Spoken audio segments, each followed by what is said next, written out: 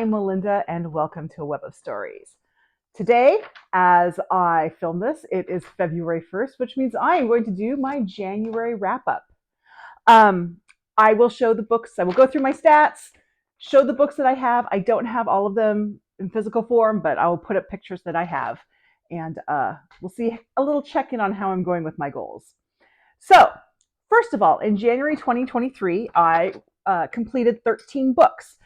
Which is great because my year goal is 144, which is 12 books a month. So I'm one ahead on that.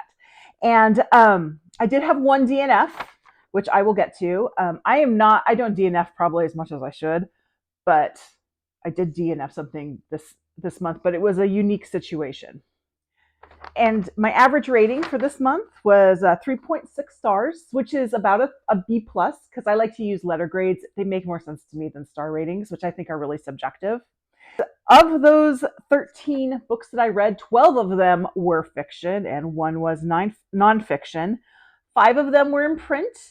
7 of them were digital and 1 was audio. And I would say 5 of them were in print, but I have more than 5 print books to show you. But do I have more than 5? I have 6, but I'll explain why I have one more print book that I actually read. So those are my stats. I will say I've been kind of keeping track of like the money I spend per month on books. Now, this is not how much I spent during that calendar month. That is where I take the books that I read for the month and I record how much I spent on them whenever I bought them. And so that's what my total is. And this month I spent $91.60. So let me go through the books that I read, and I'm going to do them by rating. I'm going to start with my DNF and then work up to my highest rating. The book that I DNF'd this month was The Wangs versus the World. So this was unique in that the reason I DNF'd it was I had it as an audiobook from my library, and I don't usually check out audiobooks from my library because it does take me a little bit longer to listen to them. My first like kind of listening priority is usually podcasts.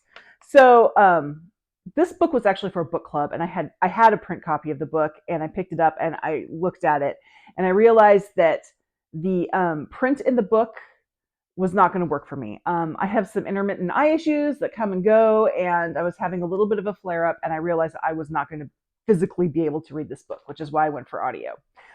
And then I ran out of time at 65%. So I listened to 65% of this, and then my audiobook loan went poof. So yes, theoretically, I could go back to it. I couldn't renew it because there were 2 people on hold. But honestly, I wasn't enjoying the book enough to warrant me going back and finishing it. So I'm just going to call that one a DNF.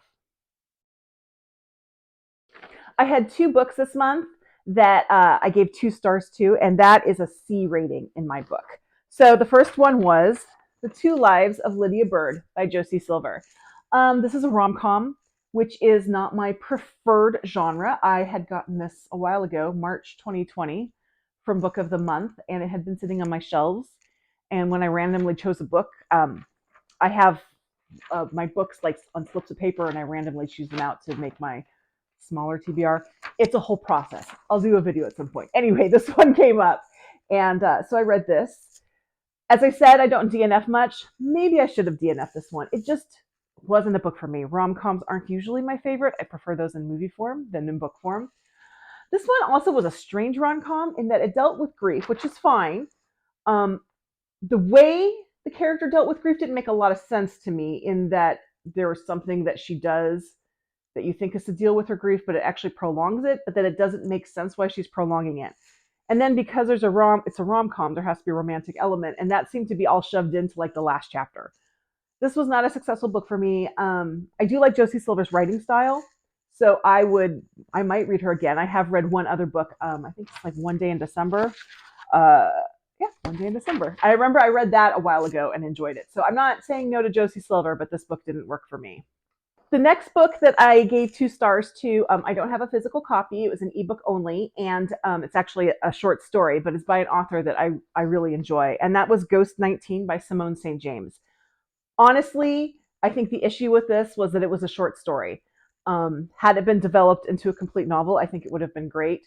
the short story just didn't give it enough of a runway for takeoff. And the structure just didn't work for me. The idea behind it was great. I still really like Simone St. James, and I will read whatever she puts out. But I think maybe novels are more her format. So I had 2 books that I gave 3 stars to, which is a B. And the first one was, I hope I can pronounce this author's name right, There's No Such Thing as an Easy Job by Kikuko Tsumura. This is translated from the Japanese. I really kind of debated on what rating I should give this. And I ended up with a B rating with the understanding that that part of the problem was me. I don't want to say problem because a B is still good. But I did feel like a lot of times I didn't quite know what was going on culturally.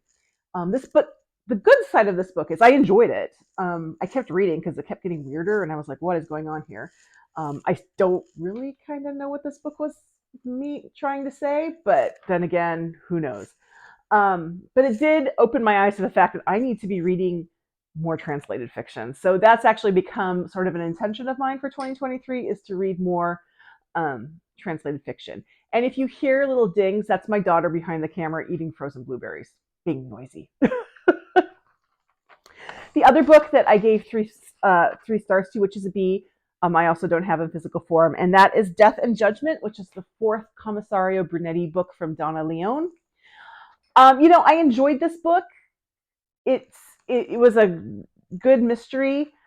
There were some structural things that were wrong with it. The biggest thing was it opens with a very specific scene, and that scene doesn't tie back to the rest of the mystery the way I think it should. I also felt like the end was a little bit rushed. But other than that, the mystery itself was quite strong. I did not guess the culprit ahead of time. That's always a good thing. If you do choose to read it, which I would actually recommend, I think this series, other than book 3, is worth reading, at least through book 4. That's as far as I've gotten. I will give you a trigger warning for this. There is a scene of a graphic gang rape and murder on page, so be sensitive to that. And if that's not for you, then you probably should skip this book as well. I had 2 books that I gave 3.5 stars, or a B+ to. The first was Dear Committee Members by Julie Schumacher. A friend of mine recommended this to me, so I sort of added it to my TBR. Obviously, I don't have it in physical form. I added it to my TBR just because it was recommended to me, and then I picked up a copy when it was on sale on Kobo, and I didn't know much about it. But I ended up really enjoying it. It's it's an epistolary novel. So it's letters, and it's letters from a professor, an English professor at like a 2nd-tier Midwest college. And there are lots of letters of recommendation. And there's lots of glorious passive aggressiveness in it. It was a really fun book to read. And it ended up having a bit more of a story than I expected, which is good. And it kind of packed a punch that kind of came out of nowhere at the end, which was also good. I since found out that there is a sequel to it. I think it's called The Shakespeare Requirement, which I immediately put on my wish list, and it just went on sale. So I purchased that one too, and I should be reading it soon. But that's Dear Committee Members by Julie Schumacher. And the other book that I gave a B+ to was The 7 Dials Mystery by Agatha Christie. This is a superintendent battle book. Is that right? Yeah, it is. So I don't know why it's called that, because he's barely in the book. The real heroine of this book is Bundle, who I've never read the Father Brown books, but my daughter loves the series. So we've watched the whole series. And Bundle in this book, I would not be surprised if she is the inspiration. If Bunty in the TV show was created for the show, I think that she was based on this character. It was really fun. Oh, my ALEXA is trying to tell me something. Oh, well. It was a really fun book. A lot of action, some humor. I kind of forgot about the mystery, honestly. That's okay. It was just a fun. It's not their strongest mystery. It's not. I guess it's actually a thriller. It's not the strongest thriller, but it's a fun read. So this was a good one. It was especially good because the first Superintendent Battle book, which is The Secret of Chimneys, I really didn't like. So I was happy that this one turned the corner. I had 4 books that I gave 4 stars to, which is an A, so that's great. The first one is Marple, 12 New Mysteries, not by Agatha Christie, but by 12 other authors, contemporary women writers. Short story collection, I almost always, but not always. We'll put a pin in that. But I almost always give short story collections 4 stars. This was a lot of fun. Some of the stories worked better than others. If you like to read mysteries, or if you like Agatha Christie, or you like short stories, this one's really good. I'm putting a card up because I did an entire video reviewing this book. The next one was The Calculating Stars by Mary Robinette Kowal. I have to admit that when I was putting this list together, I originally had this as 4.5 stars and I lowered it to 4, and I will tell you why. This is a great book. It's science fiction, which is not a genre that always works for me, but it's actually kind of slightly alternative science fiction. It's not a spoiler to tell you how the alternative part is because it doesn't really play into the book. Early on in the book, it's set in the 50s. Early on in the book, they reference the President of the United States, who is President Dewey. So, you know those famous photos of Dewey defeats Truman that a newspaper put out early, and then Truman ended up defeating Dewey?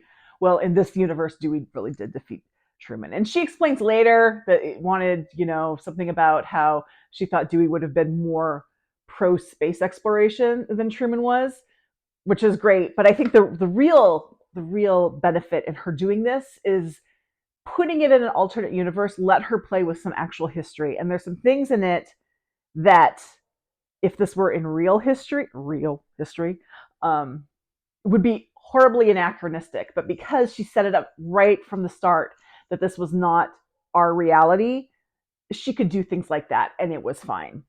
The premise of this book is set in the 50s, and a meteor or meteorite, one or the other, I can't remember the difference, but it's specified in the book, crashes in the Atlantic Ocean off the coast of Washington, D.C., and wipes out a big chunk of the eastern seaboard.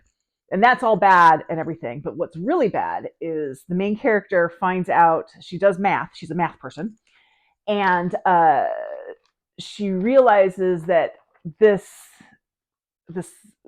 catastrophe put enough, and I hope I'm getting this right, put enough moisture into the air that would catastrophically change our climate. So what happens is, first you go through a period of several years of very cold weather, and then it's going to start heating up. So you're going to hit a point where it's like normal, and then it's going to get so hot that Earth cannot sustain life. And so because they have this time, they realize they need to find someplace else for humanity to live. So they have to start the space program really, really quickly. And as a woman, she's cut out of a lot of it. She deals with a lot of sexism, which is true to our history, but it's able to be explored differently there. I think because it felt a little bit more historical than science fiction is how I was able to get into it. But I'm so invested in these characters that I'm going to continue on with this, no matter how science fiction-y it gets. And it looks like it's going to get very science fiction-y because I want to know what happens. So here's the reason why I took it from 4.5 stars to 4 stars. There are a handful, say maybe 3 or 4 spicy scenes in this book. And I don't have a problem with that generally. My issue is they do nothing whatsoever to push the story along. They're just there. You can skip them completely and you lose nothing. But when you're reading it, I think that when you're reading a book, every scene should move the story forward. And then you have these weird scenes that just don't do anything. They should have been taken out. And I think I don't feel like I, in good conscience, can give that an A+ rating, a book that does that. But that was my one drawback with this book. My next one was A Dying Fall, which is number 5 or 6, something like that, in the Ruth Galloway series. These have been really kind of steady 3.5 books for me, B+ books. This one went up a bit. I really liked the mystery in this. It's both modern and ancient, and it touches some really interesting things. You have the Nelson-Ruth dynamic, but you also spend a lot of time, more time than in any book so far, in the Ruth Cathbat. She has a friend who's a druid. And it's such a wonderful friendship. I just loved this relationship, and I love that they spent so much time on it. And I think that's what kind of like bumped it above the other books that I have read so far. And then my fourth 4-star A-rated book was the one that my daughter Lily gave to me to read this month. And it is The Case of the Missing Marquess, which is the first Enola Holmes book.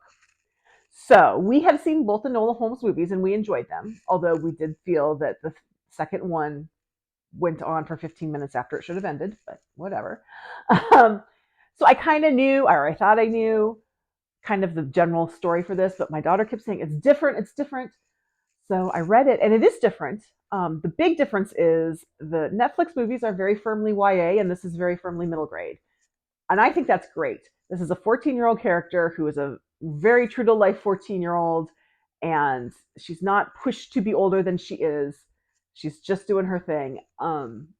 There's also, this is a little bit more believable. It's still kind of out there because it's Enola Holmes, but it's more believable, I think, than the Netflix series. But I really enjoyed this.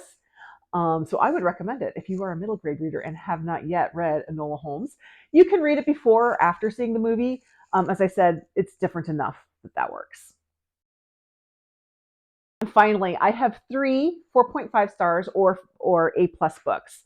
I've explained this before in my channel, but I'm very stingy with my 5-star ratings. To get a 5-star rating, it has to be one of the best books I've ever read. So 4.5 is really good. And the first one was one that I read for book club, and it is Everything Here is Beautiful by Mira Lee. This is just a heartbreaking story of 2 Chinese American sisters, one of whom suffers from mental illness, and the other one is kind of her caretaker. And then there's also basically, there are more than 2 other characters, but there's 2 other men who are in their lives. And this is a really complex book, and it really made me think about a lot of things, and it was heartbreaking. I loved it. I will recommend it to anybody. I will say, and this, I did not get this when I read it. However, someone in my book club noticed it, and then she pointed it out, and she was right. So I'm going to put this out there. I'm not changing my rating on this, but I will put it out there that there are some, the author does talk about how we need to take mental health seriously, blah, blah, blah. But then she kind of makes some kind of slightly demeaning remarks towards some forms of mental illness that don't really apply to this character. So like, this character is sort of bipolar, schizophrenic. There's some jokes made about people who suffer from OCD. So that's, just so you know, that's there. But I loved this book. This was just wonderful. And then I'm actually going to go do this other one first, which I don't have. Actually, I do have this book, but I don't have this book. And this is Parnassus on Wheels by Christopher Morley. I ordered this book because it is the next read-along for the Book Cougars. And the Book Cougars, I listen to a number of podcasts, but there are 2 that are like my top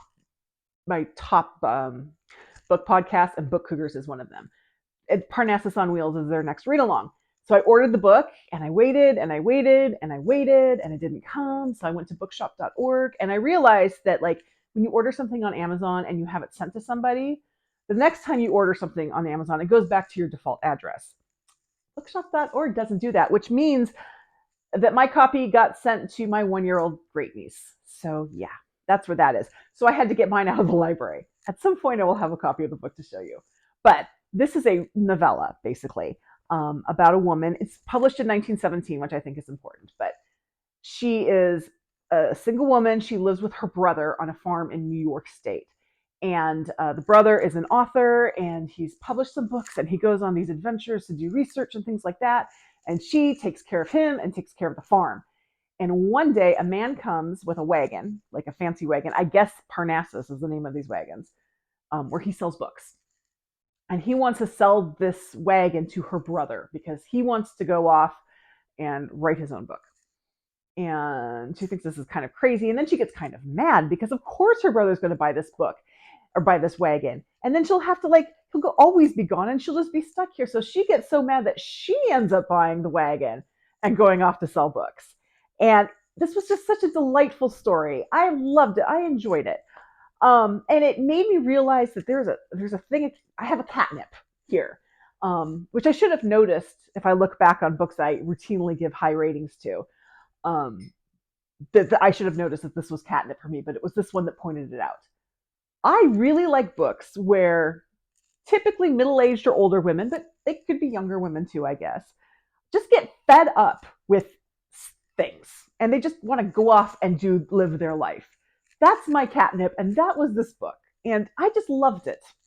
Side note, Parnassus on Wheels is the story from which Ann Patchett got the name for her bookstore, Parnassus Books, in Nashville, Tennessee. And so finally, my last 4.5 star book, which is my one that I have a physical copy but listen to, is The Light We Carry by Michelle Obama. Michelle Obama is a double purchase author for me. I purchase her books in print and then listen to the audiobooks. But this is amazing. This is not a memoir. It is also not a self-help book. It is somewhere in the middle between the two. I will say it's not a sequel to Becoming, and you certainly don't need to read Becoming before you read this. But she touches back on a lot of things she talks about in Becoming. It doesn't really offer further explanation because she doesn't need to, but you would have a better experience with this book if you read Becoming first. I will be honest here. The reason this is 4.5 instead of 5 is I felt like I had to differentiate it from Becoming. So Becoming was 5 stars. This is 4.5 stars. Just because I don't know, in my mind, I didn't feel right giving them both 5 stars. I don't know. But maybe I'll go back at some point and make this 5 stars. But this was amazing. Fabulous on audio. You will find out about the time that she traumatized Sasha at a Halloween party at the White House. That's always good.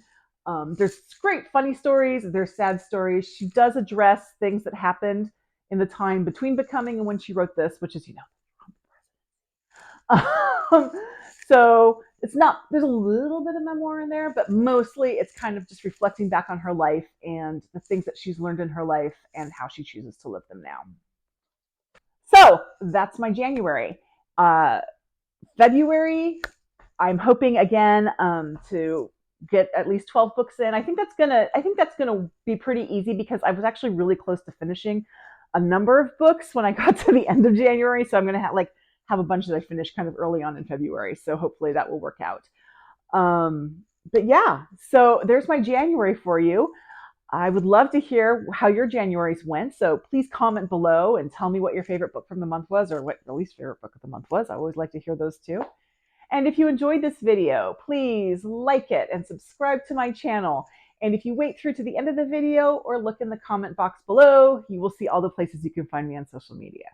Thank you very much, and I will see you in the next video.